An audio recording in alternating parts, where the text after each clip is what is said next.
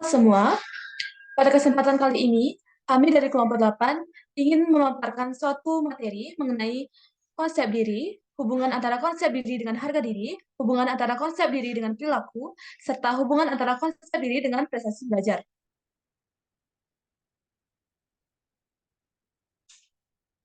Namun sebelum itu, izinkan kami untuk memperkenalkan diri terlebih dahulu. Perkenalkan, nama saya Kadek Sinta Aulia Putri dengan NIM 23120210052 menjadi moderator pada presentasi kali ini sekaligus pemateri 3. Selanjutnya teman saya. Perkenalkan, nama saya Made Monica Kornya Dewi dengan NIM 23120210046 sebagai materi pertama.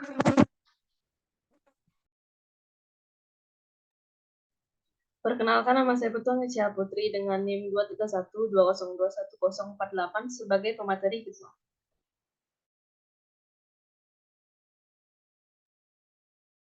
Baik, kita mulai pada agenda yang pertama, yaitu pembahasan atau penyajian materi. Adapun topik-topik pembahasan yang akan kami bahas pada presentasi kali ini, yang pertama pengertian konsep diri, yang kedua hubungan antara konsep diri dengan harga diri, yang ketiga hubungan antara konsep diri dengan perilaku, serta yang keempat hubungan antara konsep diri dengan prestasi belajar.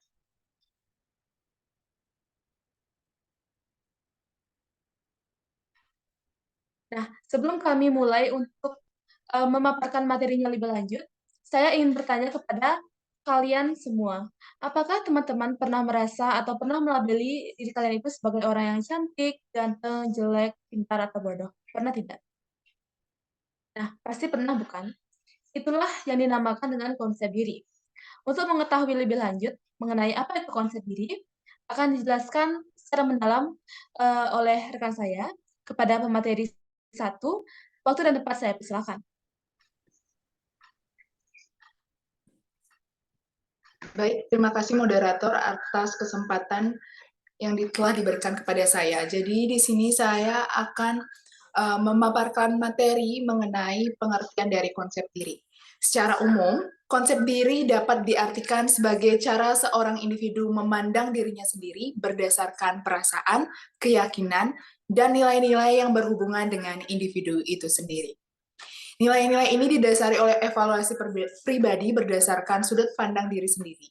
Jadi, bisa diartikan bahwa konsep diri merupakan pandangan menyeluruh terhadap diri sendiri yang mencakup bagaimana cara seorang individu itu melihat dirinya sendiri, bagaimana cara seorang individu itu meyakini dirinya sendiri, dan bagaimana seorang individu itu menilai dirinya sendiri. Konsep diri juga berarti suatu gagasan tentang diri sendiri yang mencakup keyakinan, pandangan, dan penilaian seseorang terhadap dirinya sendiri, baik yang bersifat fisik, sosial, maupun psikologis, yang dibentuk melalui pengalaman mereka dengan lingkungannya. Konsep diri juga merupakan sistem dinamis dan kompleks dari keyakinan pribadi yang mencangkup berbagai aspek seperti dimensi fisik, karakteristik pribadi, motivasi, kelemahan, kelebihan, kecakapan, kegagalan, dan lainnya. Dengan kata lain, konsep diri mencerminkan bagaimana seseorang melihat, merasakan, dan menilai dirinya sendiri. Itu dia tadi pengertian dari konsep diri. Selanjutnya saya akan menjelaskan hubungan konsep diri dengan harga diri. Tapi sebelumnya kalian perlu tahu apa itu harga diri. Harga diri merupakan suatu aspek penting yang telah melekat dalam setiap individu manusia. Jadi saya, kalian semua, dan semua orang yang ada di dunia ini memiliki harga diri. Aspek penting dalam harga diri ini berkaitan dengan penghargaan positif mengenai diri sendiri. Setiap manusia pasti mengharapkan suatu penghargaan yang bersifat positif untuk bisa meningkatkan kepercayaan diri bahwa ia dianggap berharga, memiliki kapabilitas, dan berguna bagi orang lain. Apabila individu memiliki harga diri yang bersifat positif, maka ia dengan mudah akan menerima serta menghargai dirinya sendiri. Sebaliknya, jika individu memiliki harga diri bersifat negatif, maka mereka akan merasakan penolakan dan merendahkan dirinya sendiri. Secara umum, harga diri dapat diartikan sebagai pandangan setiap individu melalui penilaian baik buruknya kepribadian serta perilaku dirinya sendiri. Harga diri juga berarti penilaian individu yang bersifat positif dan negatif mengenai hal-hal yang berkaitan dengan penghargaan terhadap dirinya sendiri. Selanjutnya, ada faktor-faktor yang mempengaruhi harga diri. Menurut Michender, Delameter, dan Myers, ada 3 faktor yang mempengaruhi harga diri. Yang pertama yaitu family experience. Jadi, peran keluarga serta hubungan antara orang tua dan anak sangat mempengaruhi perkembangan harga diri seorang individu. Perasaan dihargai dalam keluarga merupakan nilai penting dalam mempengaruhi harga diri. Yang kedua yaitu performance feedback. Jadi umpan balik terus-menerus terhadap kualitas performa kita seperti kesuksesan dan kegagalan dapat mempengaruhi harga diri. Kita memperoleh harga diri melalui pengalaman nyata ketika berhasil memperoleh prestasi dan juga cita-cita kita.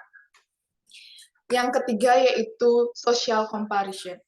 Jadi social comparison sangat penting untuk harga diri karena perasaan memiliki kompetensi tertentu didasarkan hasil performa yang dibandingkan, baik dengan hasil yang diharapkan dari diri sendiri maupun dengan hasil performa orang lain. Selanjutnya, Smith menjelaskan ada 4 aspek dalam harga diri. Yang pertama yaitu kekuatan atau power. Kekuatan atau power merupakan kemampuan untuk mengatur dan mengontrol individu lainnya yang didasari oleh adanya pengakuan dan rasa hormat yang diterima individu lainnya. Yang kedua yaitu keberartian. Keberartian ini adalah adanya penerimaan, perhatian, dan afeksi yang diterima individu dari orang lain. Yang ketiga, kebajikan atau virtu. Kebajikan atau virtu merupakan ketaatan kepada standar moral dan etika yang berlaku. Individu pastinya berusaha menjauhi tingkah laku yang harus dihindari dan melakukan tingkah laku yang diperbolehkan atau diharuskan oleh moral, etika, dan agama. Yang terakhir, kemampuan.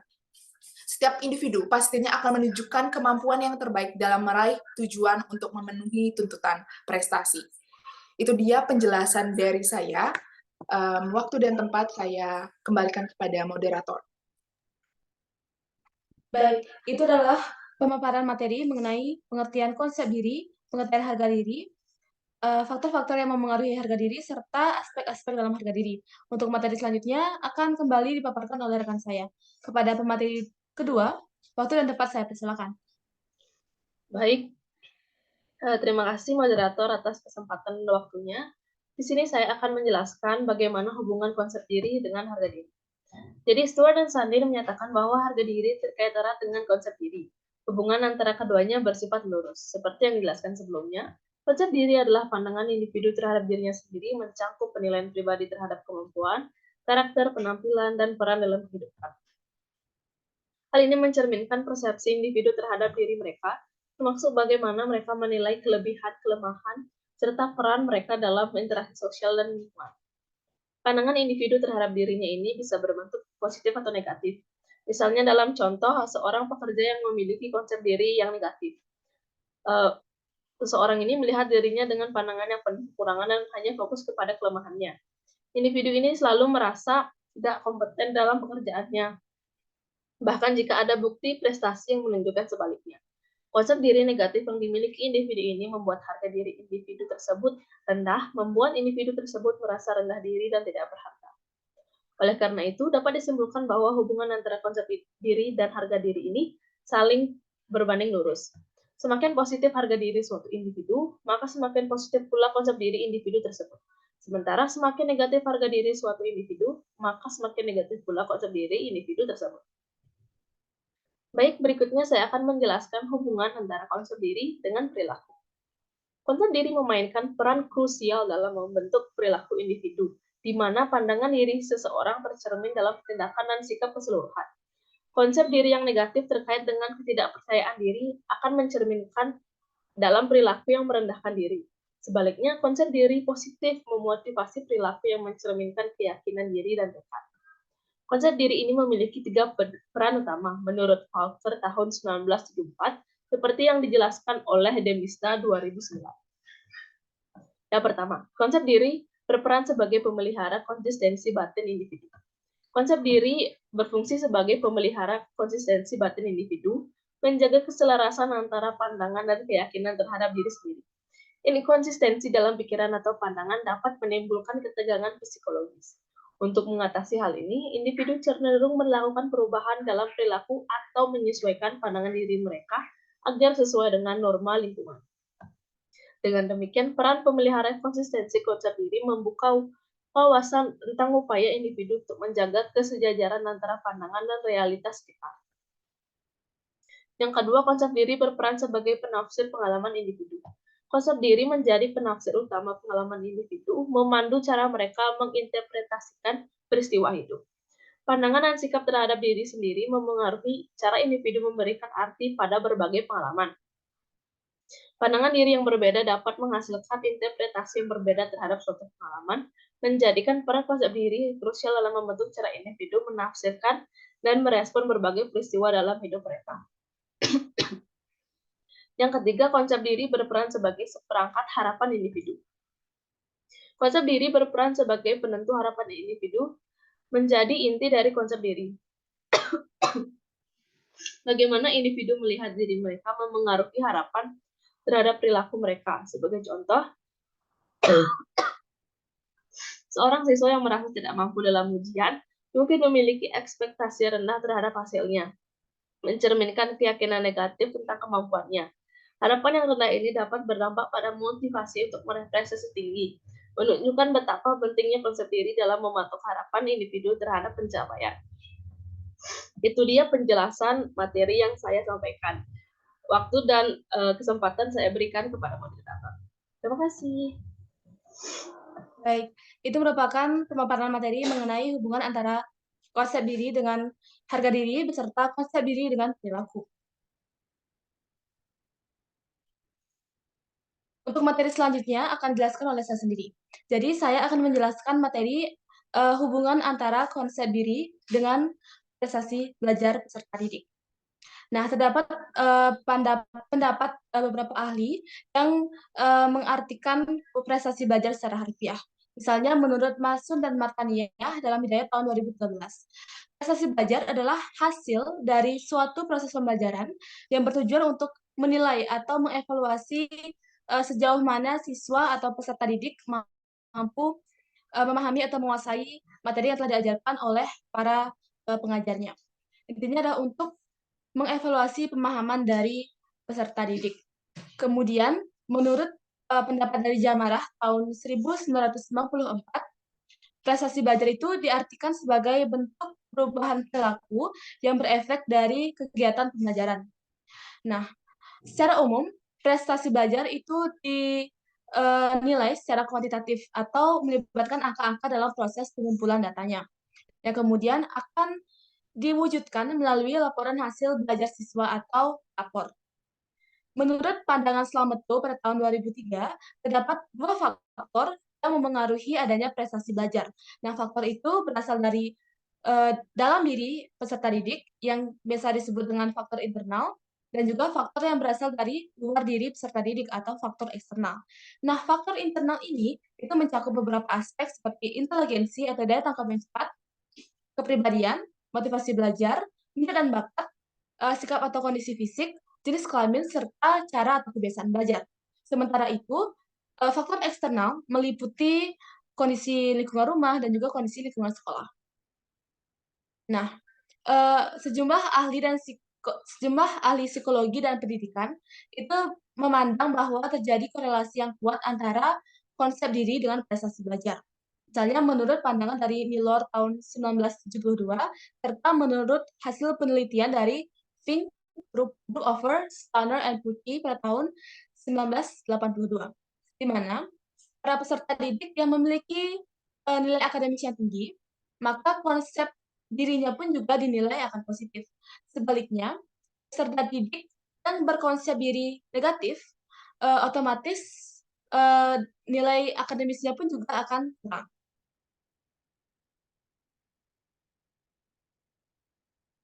Nah, jika kita ilustrasikan ke dalam lingkup perkuliahan, tentunya ada mahasiswa yang memiliki konsep diri yang positif dan juga ada pula mahasiswa yang memiliki konsep diri yang negatif. Nah, misalnya mahasiswa A itu mahasiswa yang berkonsep diri positif. Ia yakin akan kemampuan akademiknya yang baik, sehingga ketika menghadapi ujian, ia akan merasakan siap, ia juga merasa percaya diri akan kemampuannya. Ia juga akan mempersiapkannya dengan baik dengan cara tekun belajar, sehingga hasil yang ia dapatkan dalam ujian tersebut juga akan maksimal.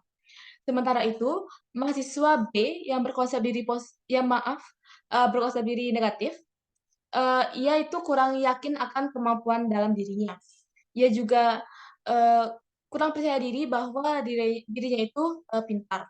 Sehingga ketika menghadapi ujian, ia akan merasa ragu-ragu dan juga ia akan merasa, cemas karena tidak mempersiapkannya dengan baik. Ketika diberikan tugas pun, mahasiswa B pasti akan, eee, menghindari tugas-tugas yang sulit dan juga mudah menyerah ketika diberikan tugas yang sulit. Nah, hal ini selaras dengan, hasil penelitian dari Walters pada tahun 2004, di mana individu atau peserta didik yang berkonsep diri positif memandang bahwa prestasi belajar yang selama ini ia dapatkan berasal dari dalam dirinya atau locus of control internal. Ia juga memiliki perencanaan waktu yang baik, ia serius dalam menyelesaikan tugasnya, serta memiliki motivasi yang besar dalam mencapai suatu tujuan.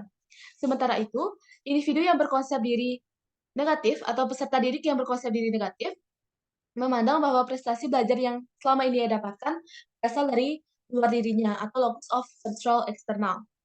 Nah, ia juga kurang cakap dalam, merencanakan waktu, kemudian tidak serius dalam menyelesaikan tugasnya, dan, kurang memiliki motivasi, atau memiliki motivasi yang rendah dalam mencapai suatu tujuan. Nah, demikian tadi adalah penjelasan materi dari saya dan dari teman-teman saya. Selanjutnya adalah sesi tanya jawab.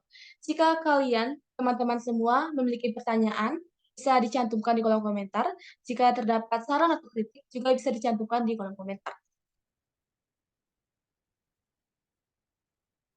Nah, untuk kesimpulan dari presentasi kali ini, bahwa terdapat korelasi yang kuat antara konsep diri dengan harga diri.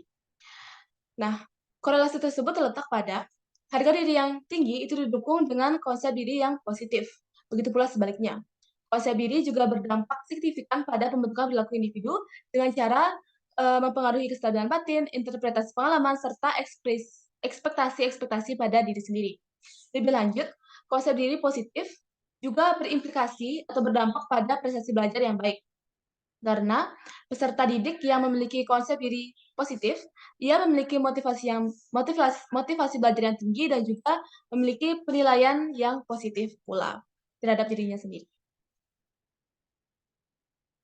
Baik, sekian presentasi dari kami, dari kelompok 8. Kami memohon maaf apabila terjadi kesalahan kata, dan kami mengucapkan terima kasih kepada teman-teman yang telah menonton video ini.